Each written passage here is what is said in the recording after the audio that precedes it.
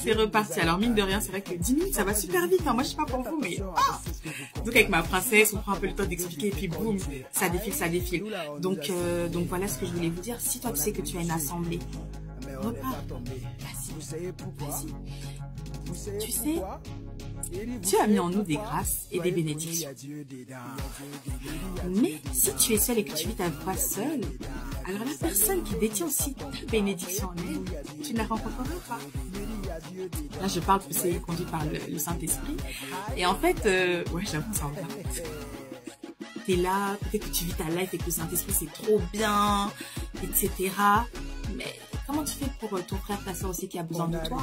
Tu veux peut-être avancer dans le prophétique, tu veux exceller dans le prophétique, mais comment tu vas l'exercer? À qui tu vas donner des prophéties? À ton téléphone? Non? Donc voilà. Et vraiment, c'est vrai que dans la maison de notre Père, oui, il y a des failles, oui, c'est vrai. Mais qu'est-ce qui dit que toi, tu n'as pas la solution à ces failles? Peut-être que tu vas aller dans la maison de ton Père, dans le temple de Dieu, et le Seigneur pourra te dire, mais attention, là, il y a tel ou tel qui a été posé. Prie. Ça, tu ne le sauras pas. Ce n'est pas des choses que tu pourras expérimenter chez toi. Et tu ne pourras pas servir. Ah, c'est vrai, j'avais mon cahier comme par hasard, je suis en train d'y penser là. D'accord, on va en parler. Alors, tout le monde n'est pas fidèle dans les dîmes et les offrandes. Et les personnes qui restent chez elles, souvent ont cette excuse-là. Ça, c'est ton problème, j'ai envie de te dire. Mais la dîme, c'est ce que Dieu nous demande de faire. Alors, il y a des personnes, effectivement, qui sont fidèles et qui vont payer leur dîme à distance, ok, qui vont la donner, qui vont donner leur dîme à Dieu à distance. Mais parfois, tu vas un peu zapper. Et ça, c'est l'obéissance. Et je sais que pendant le confinement, le Seigneur nous avait fait une leçon avec... on a eu beaucoup de leçons, hein. Et j'étais retombée sur ce cahier-là. J'ai relu, j'ai dit, ah oui, c'est vrai. Et le Seigneur, en fait, il nous parlait du mystère des offrandes, des dîmes et des offrandes. Et en fait, ce qui se passe, c'est que... Je ne sais pas si vous connaissez l'histoire de la Pâque, lorsque le peuple était tenu en esclave en Israël, mais que l'Éternel avait envoyé Moïse pour les délivrer. Donc là, c'était le jour du départ. Hein. Le Seigneur avait demandé à ce qu'on puisse tuer un agneau et prendre le sang et de peindre les linteaux des portes avec le sang de l'agneau. Et donc, le but, en fait, c'était quoi? C'était que lorsque l'ange de la mort frapperait tous les premiers-nés, que les premiers-nés d'Israël ne soient pas touchés. Et alors que le Seigneur nous enseignait sur la dîme, il nous parlait de ça. En fait, la dîme et les offrandes, c'est comme en fait ce sang-là. Ça a une marque spirituellement. Et ça fait qu'il y a des fois, on est tellement combattu, on ne sait plus quoi faire. On a prié pour nous, les combats sont toujours là. Donne ton offrande, tu verras. Et le Seigneur, il m'avait parlé un peu des enveloppes et tout. Et il dit que c'était pas une question de montant. Moi, il m'avait donné un montant. Par exemple, ma soeur, il avait donné un montant. Et puis aussi un autre jeune qu'on avait accueilli à la maison en ce moment-là. Par exemple, il n'avait pas de moyens. Il dit seulement tu mets 1 euro. Voilà, selon les moyens. Et du coup, sur l'enveloppe, on écrivait merci Seigneur pour ma délivrance, merci Seigneur pour ma guérison, merci Seigneur pour mon ministère, merci Seigneur pour mon futur travail, etc., etc. Et j'ai vu que tous les mois, je faisais ça, en plus de ma dîme. Oh, mais c'était incroyable la manière dont Dieu a agi puissamment et même dans mes combats. Je sentais en fait que l'offrande que j'avais déposée, elle parlait pour moi. Et vous savez, parfois dans le cadre de délivrance, on voit parfois ça bloque, ça bloque, ça bloque. Et après, en fait, le Saint-Esprit, il est là, il te parle, il te dit la dîme. Oh, ça, tu donnes pas ta dîme? Ah non, c'est vrai que je suis pas fidèle. Voilà, c'est ça. Voilà. Et les occultistes, ils sont très forts pour faire des sacrifices. Comme ils ont compris le mystère de l'argent, pour eux, c'est pas un problème. Moi, je me souviens, dans mon ancien travail, je voyais le Seigneur, il me montrait tout ce qu'ils faisaient, les sacrifices comme ça, ils mettaient mon nom, ils mettaient leur argent, etc. Tellement ils s'étaient dépassés, mais le Dieu des cieux est là. Vous voyez? Donc, donc, en fait, c'est quoi? Puissance contre puissance, autel contre autel. C'est ça. Donc, ne prenons pas les choses, surtout les choses de l'argent, comment dire, à la dérision. J'ai plus le mot en tête. C'est très important. On prend les choses à la légère en ce qui concerne les dîmes, les offrandes, parce qu'on aime tellement garder notre argent. Mais en fait, ce qu'il faut savoir, c'est que si tu ne sèmes pas, bah, tu ne récolteras pas. Et souvent on dit non Seigneur, quand Dieu va me bénir, je vais donner, tu donneras pas. Parce que si tu n'es pas fidèle dans les petites choses, ce ne sera pas dans les grandes choses que tu seras fidèle. Parce qu'il y aura toujours quelque chose. Il y aura toujours quelque chose. Tu auras plus de dépenses, tu auras plus de choses à faire, plus peut-être d'investissements à faire, etc., etc. Et donc c'est faux. Et le Seigneur, il le sait. Et à un moment donné, il faut aussi pouvoir se libérer aussi de son argent.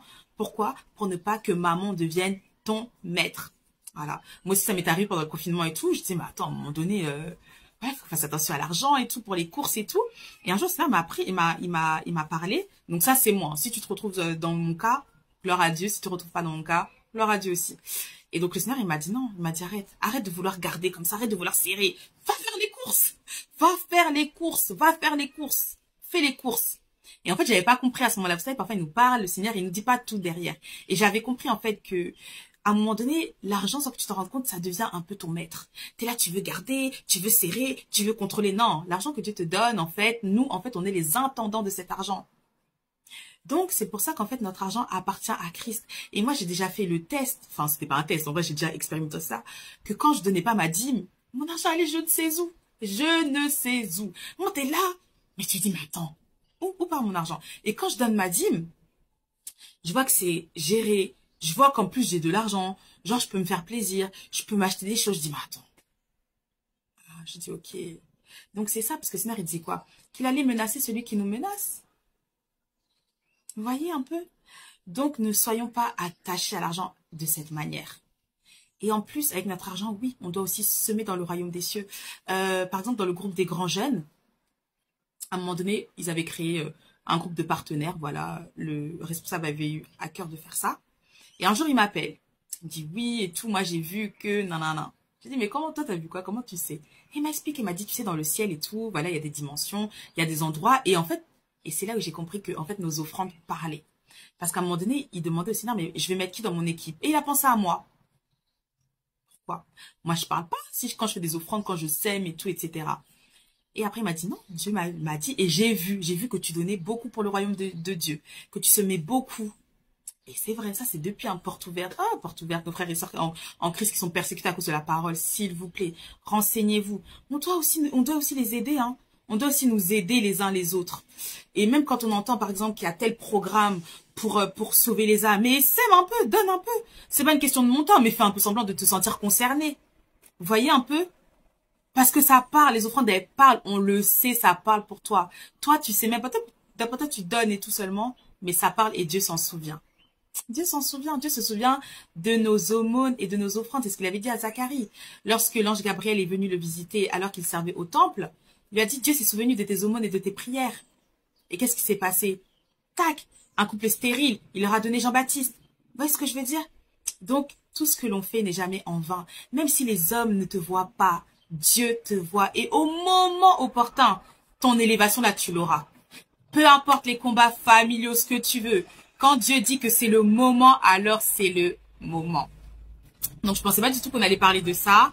Franchement, depuis là, je voulais parler avec vous de ce livre, mais 2 minutes, ça, Seigneur. Bon, bah, en tout cas, dans le livre, là, en ce moment, ça parle encore de la guérison. Et vas-y, je vais en parler sans lire les pages. Donc, c'est la puissance surnaturelle d'un esprit transformé.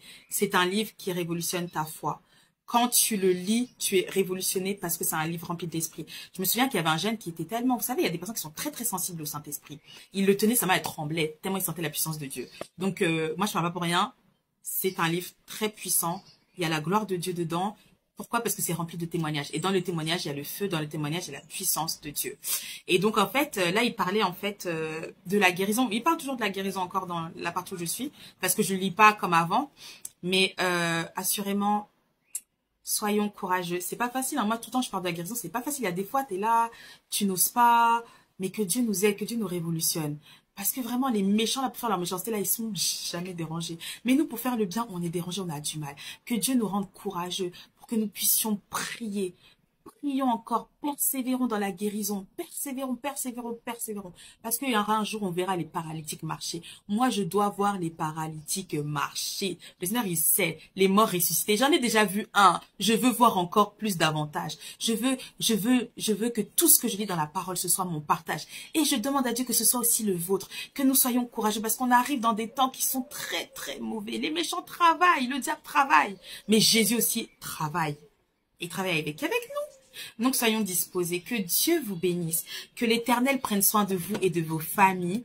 Et je vous dis à très vite, à la semaine prochaine pour la